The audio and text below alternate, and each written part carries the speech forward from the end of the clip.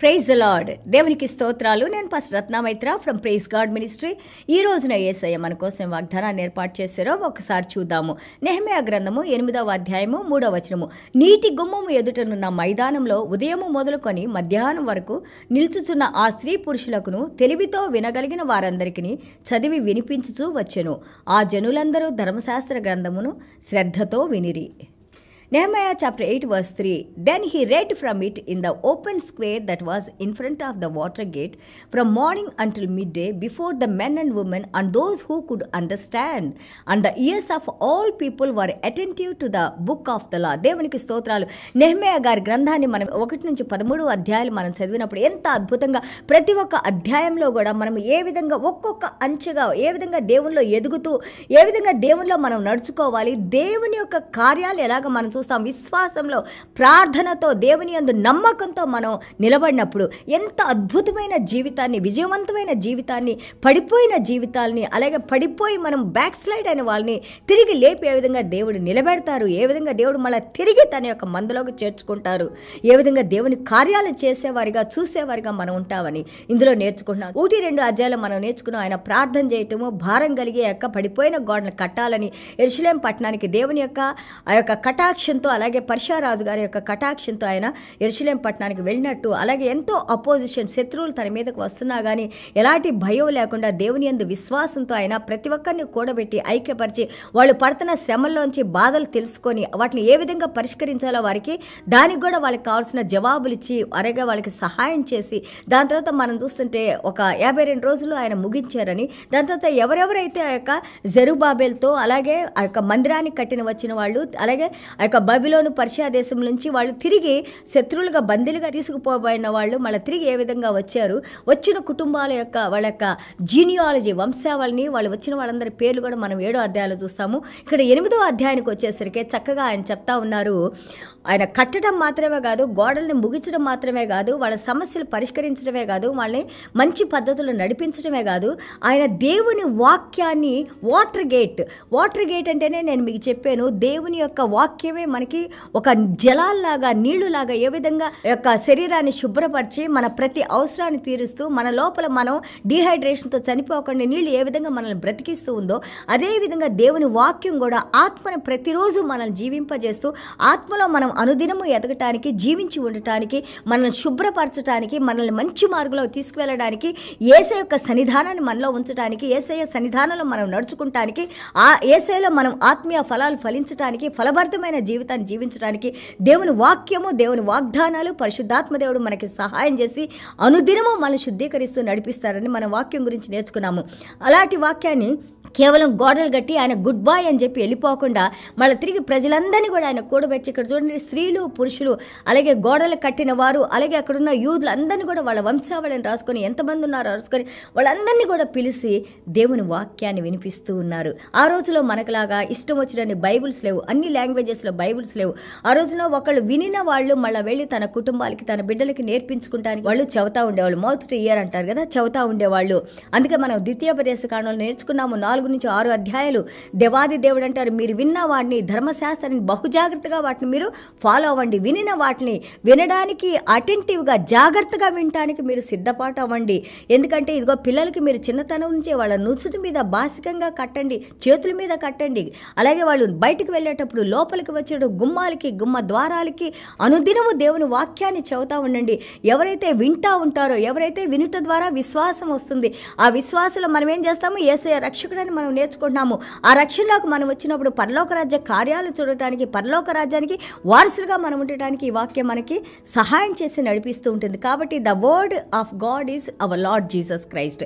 మన యేసయ్య ఈ రోజున మనకి వినిపిస్తూ ఉన్నారు. వాళ్ళందరికీ వాక్యాన్ని వినిపిస్తూ ఉన్నారు. ఎలాగ వింటున్నారంట, పొద్దునుంచి మధ్యాహ్నం వరకు ఆ యొక్క వాటర్ గేట్ దగ్గర నీటి గుమ్మం ద్వారా వాళ్ళు కూర్చొని చూడండి how beautifully it is coming.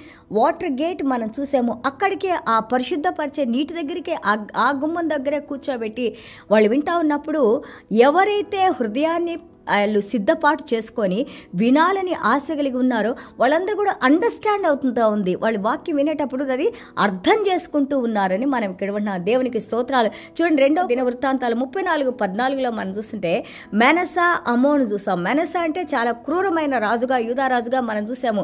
దాని తర్వాత ఆయన కొడుకు కూడా చాలా క్రూరంగా ఆయన పరిపాలించారని. దాని తర్వాత వచ్చిన మెనసా గారి మనవడైన జోసయ్య చిన్నప్పుడు ఆయన రాజుగా అయ్యి ఆయన దేవుని వాక్యాన్ని తెలుసుకొని దేవుని వాక్యాన్ని చదివి దేవుని వాక్యానికి భయపడి లోబడి వాళ్ళ తాతయ్య వాళ్ళ నాన్న లేకపోతే వాళ్ళ పూర్వీకుల్లాగా దేవుని విడిచి దేవుని భయం లేకుండా ఉండకుండా దేవుని భయభక్తుల్లో కుడికి కానీ ఎడమకు కానీ తిరగకుండా వాక్యానుసారంగా జీవించాడని మనం నేర్చుకుంటున్నాము. మనము ఈ రోజున దేవుని వాక్యం విన్నప్పుడు ఎలాగ లోబడుతున్నాము అన్నది ఇంపార్టెంట్. మన గురించి దేవుడు ఏ విధంగా సాక్ష్యం చెప్పబోతున్నారు అనేది చాలా ముఖ్యం.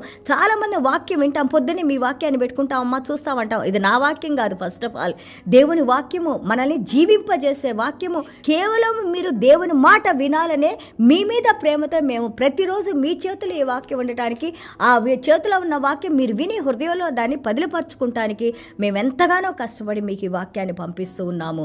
దేవునికి స్తోత్రాలు. అది ఫలించి మంచి నేలలో పడి నూరంతలుగా ఫలించినప్పుడు అది మాకు ఆశీర్వాదకరం, మీకు ఆశీర్వాదకరంగా ఉంటుంది. దేవునికి స్తోత్రాలు. మీ జనరేషన్స్, మీ తరాలు ఈ వాక్యం ద్వారా ఆశీర్వదించబడతాయి. కాబట్టి దేవుని వాక్యానికి ఎప్పుడు దగ్గరగా ఉండాలి. ఇంకా నాతో ఏం మాట్లాడతారని చూస్తూ ఉండాలి. దాన్ని మన హృదయంలోకి తీసుకోవాలి. దేవుని వాక్యం ప్రకారం మనం నడుచుకోవటం నేర్చుకోవాలి. చూడండి, 1 తిమోతి 4:13 అపోస్తలుడైన పౌలు గారు అంటారు, గివ్ అటెన్షన్, జాగ్రత్తగా విను, రెడీగా ఉండు. నువ్వు నేర్చుకున్న దాన్ని ఇతరులకు చెప్పడానికి, వాళ్ళు దాని ద్వారా వాళ్ళని బాగు చేయటానికి, అలాగే ఈ యొక్క సిద్ధాంతాలు వాళ్ళు ఫాలో అవ్వడానికి నువ్వు చెబుతా ఉండు అని అంటారు. అలాగే ఈ రోజున మేము నేర్చుకున్న దాన్ని దేవుడు మాకు అనుగ్రహించిన దాన్ని మేము మీ దగ్గరికి తీసుకొని వస్తున్నాము. అది మీ జీవితాలని ఎంతగానో ఆశీర్వదింపజేసేదిలాగా ఉండాలని. అలాగే చూడండి, మార్కు సువార్త 4వ అధ్యాయము 9-23 మనం చూస్తుంటే take care how you listen అంటారు. యేసయ్య అన్నారు, జాగ్రత్తగా మీరు ఎలాగా వింటున్నారో మీరు జాగ్రత్త పడండి. యేసయ్య అన్నారు, చెవులు ఉన్నవారు వినుగాక, హృదయం ఉన్నవారు గ్రహించునుగాక అన్నారు. అంటే అర్థం ఏంటి?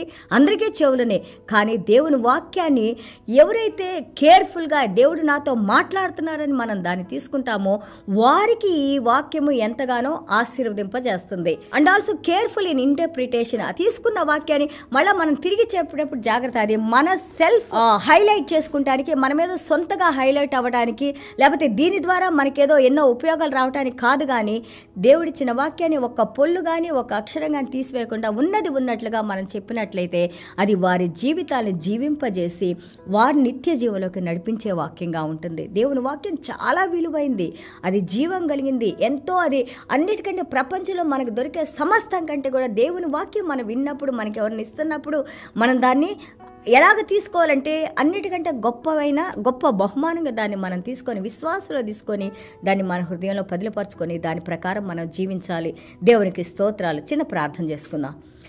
యేసయ్య, మీకు వందనాలు, స్తోత్రాలైనా. మీ వాక్యమే మా జీవం నాయనా ప్రభా. ఆ జీవమే మమ్మల్ని జీవింపజేసిందైనా. మీ వాక్యం ద్వారా మాకు వెలుగునిచ్చిన ఆయన ప్రభా, సంతోషాన్నిచ్చి ప్రతి బంధకాలని బ్రేక్ చేసిన ఆయన ప్రభా, ఈ రోజున అద్భుతంగా మీలో మేము జీవించడానికి, మీ రక్షణలోకి మేము రావడానికి నెహెమయా గారి ద్వారా తండ్రి ప్రభా ఈ వాక్యాలని మీరు మాతో మాట్లాడుతూ మాకు నేర్పిస్తున్నందుకు, మమ్మల్ని ఉత్తేజపరుస్తున్నందుకు, మమ్మల్ని స్పందింపజేస్తున్నందుకు నాయన. అలాగే ఒకవేళ మేము ఎక్కడైనా సరి చేసుకొని నడవాలంటే తండ్రి మాకు ఆ యొక్క మార్గాలు చూపిస్తున్నందుకు పరిశుద్ధాత్మ దేవా మీకు వందనాలు, స్తోత్రాలైనా. వాక్యం విన్న ప్రతి బిడ్డను మీరు దీవించున్నాయన. ప్రతి ఒక్కరూ బైబిల్ గ్రంథాన్ని తెరిచినాయన ప్రభా, ప్రతిరోజు బైబిల్ని చదువుకుంటూ నాయన, ప్రార్థన చేసుకుంటూ నాయన, వాక్యాన్ని అర్థం చేసుకోగలిగిన శక్తిని మీరు అనుగ్రహించున్నాయన. మా హృదయాన్ని మీరు ఓపెన్ చేయండి నాయన. మా మనసులకి మా హృదయాలకి మీరు కావలిగా ఉండి నాయన. ఎలాంటి శత్రు పన్నాగాలు, ఎలాంటి శత్రువులు మరి తండ్రి మా వైపు చూడకుండా, మా వైపు రాకుండా మీ అగ్నిని మా చుట్టూ ఉంచిన ఆయన ప్రభా, మీ హస్తాన్ని మా శిరస్సుల మీద ఉంచిన ఆయన కాచి కాపాడి భద్రపరిచి దీవించి నడిపించమని యేసయ్య దివ్యమైన నామలో తండ్రి ఆశీర్వదించి ప్రార్థన చేస్తున్నావు తండ్రి. Amen. God bless you all.